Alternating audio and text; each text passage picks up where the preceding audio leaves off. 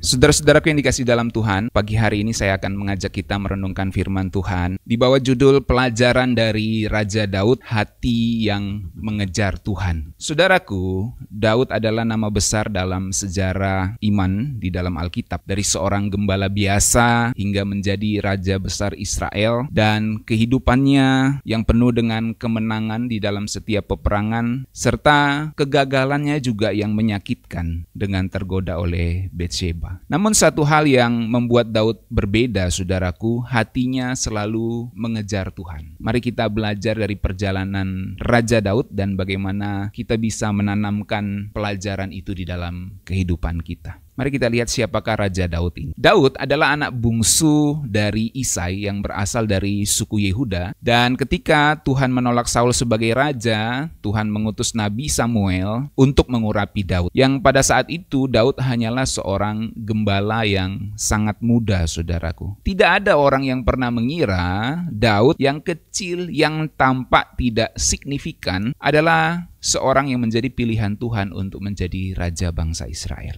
Tetapi Tuhan berkata dalam 1 Samuel 16 ayat 7, jangan lihat parasnya dan perawakannya. Manusia melihat apa yang di depan mata, tetapi Tuhan melihat hati. Daud adalah bukti bahwa Tuhan tidak memilih yang terlihat hebat secara fisik, secara jasmani, tetapi Tuhan melihat hati yang siap diproses. Sekarang mari kita lihat perjalanan Raja Daud dari gembala menjadi raja. Kalau kita lihat part perjalanan Raja Daud, kita bisa bagi jadi 3 bagian. Yang pertama, bagian dari hati yang beriman saat dia melawan Goliat. Yang kedua, bagaimana dia mengandalkan Tuhan di dalam setiap kepemimpinannya waktu menjadi raja. Dan yang ketiga, bagaimana hatinya yang mau bertobat ketika dia tergoda. Mari kita lihat yang pertama, hati yang beriman. 1 Samuel pasal 17 mencatat kisah ini. Daud menghadapi Goliat dengan penuh keyakinan bahwa Tuhan akan menyertai dia. Daud berkata saat itu, Tuhan yang telah melepaskan aku dari cakar singa dan beruang, dia juga akan melepaskan aku dari tangan orang Filistin ini, si Goliat itu, saudaraku. Apa pelajaran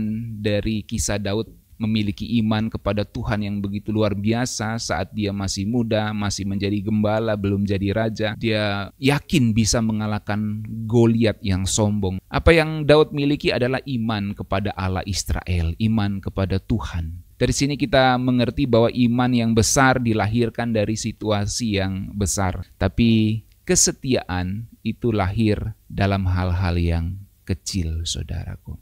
Jadi kita melihat bagaimana Daud bisa memiliki iman yang besar karena dia sudah biasa untuk menghadapi cakar singa dan cakar beruang. Dan dia yakin dengan pengalamannya di mana Tuhan menyertai dia bisa mengalahkan sang Goliat itu, saudaraku. Part berikutnya dari kehidupan Raja Daud adalah kita melihat hatinya yang mengandalkan Tuhan. Dalam 2 Samuel 5 ayat 19, ketika Daud menjadi raja, ia tidak gegabah di dalam mengambil keputusan. Sebelum bertindak, Daud selalu bertanya kepada Tuhan, apakah aku harus maju menyerang orang Filistin ini? Nah, saudaraku, pelajaran dari kisah kehidupan Raja Daud ini mengajarkan kita keberanian tanpa doa adalah kesombongan. Tetapi keberanian yang disertai oleh kuasa Tuhan akan mendatangkan keberhasilan dalam hidup kita.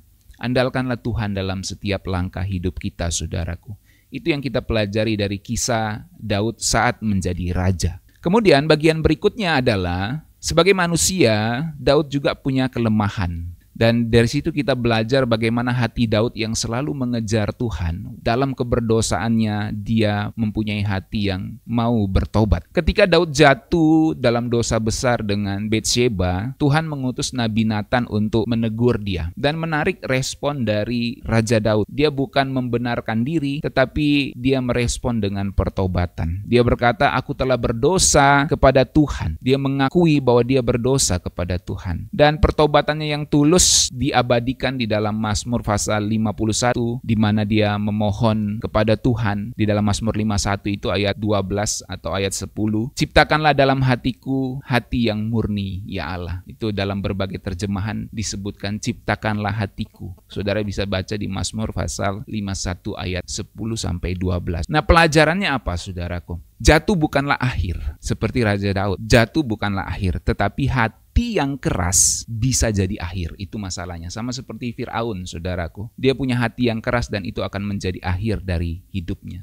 Kita bisa saja jatuh. Tetapi kalau kita punya hati untuk bertobat, jatuh bukanlah akhir. Tapi hati yang keras bisa jadi akhir. Kuncinya adalah pemulihan, mau bertobat dengan tulus dan tidak mempermainkan kasih karunia Tuhan. Nah, saudaraku, dari Daud banyak hal yang bisa kita pelajari. Hati yang mau bertobat, hati yang mengandalkan Tuhan, hati yang beriman. Saudaraku, Tuhan tidak terkesan dengan pencapaian kita jika hati kita jauh daripada Tuhan. Daud dikenal sebagai seorang yang berkenan di hati Tuhan. Dalam 1 Samuel 13 ayat 14 dicatat, Daud seorang yang berkenan di hati Tuhan. Bukan karena dia sempurna, bukan karena fisiknya bagus, bukan karena dia sempurna secara rohaninya saat itu, tapi karena dia memiliki hati yang selalu mengejar Tuhan. Jadi kita mendapat perkenanan Tuhan ketika kita tentunya ditebus oleh Tuhan dan memiliki hati yang mengejar Tuhan. Hati yang mengejar Tuhan itu lebih berharga daripada pencapaian kita mengejar keberhasilan di dunia ini, saudaraku. Apa artinya kita berhasil, sukses secara jasmani di dunia ini, mempunyai mungkin banyak harta, mempunyai mungkin kesehatan yang sangat bagus, sangat fit, tetapi kita tidak mengejar Tuhan. Satu kali kita akan merasakan di satu titik hidup kita bahwa yang kita perlukan hanya Tuhan, saudaraku.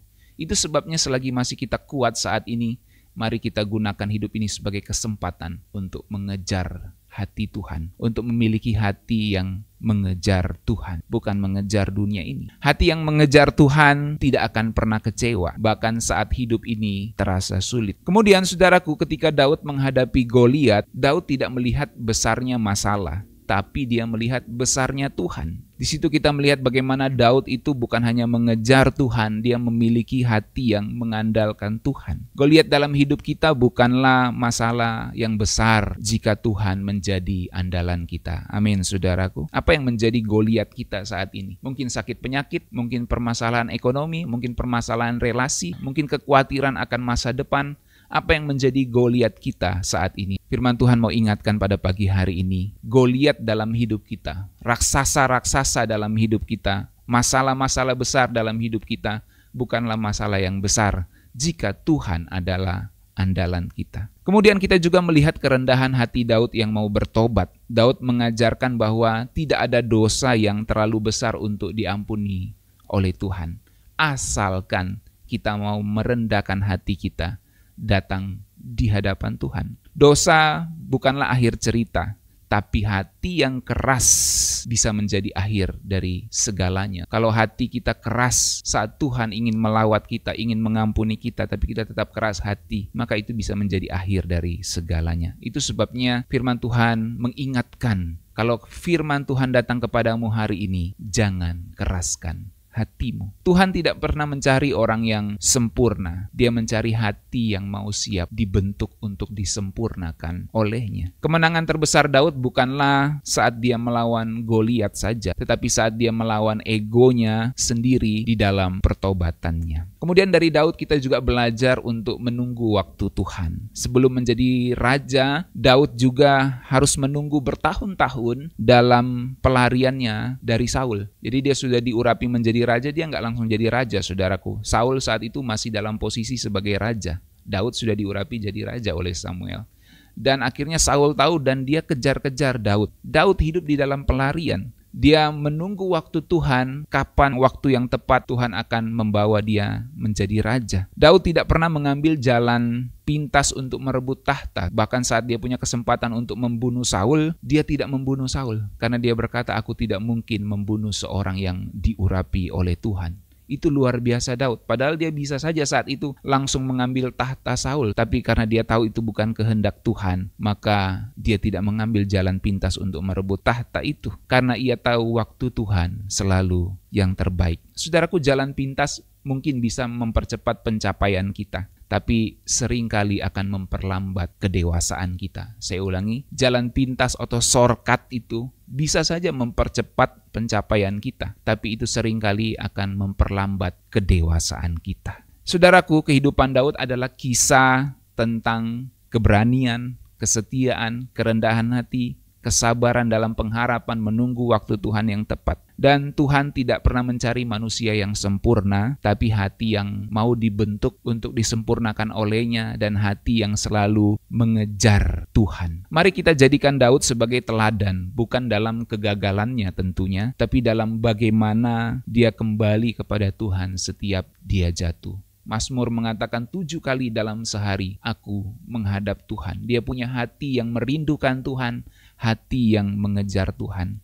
Nah, mari kita renungkan dalam hidup kita, saudaraku, pagi hari ini.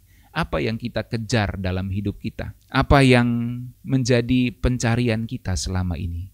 Apakah sungguh-sungguh kita mencari Tuhan, mengejar Tuhan dalam hidup kita? Mari kita berdoa, Tuhan jadikan hatiku seperti Daud yang mengejar hatimu.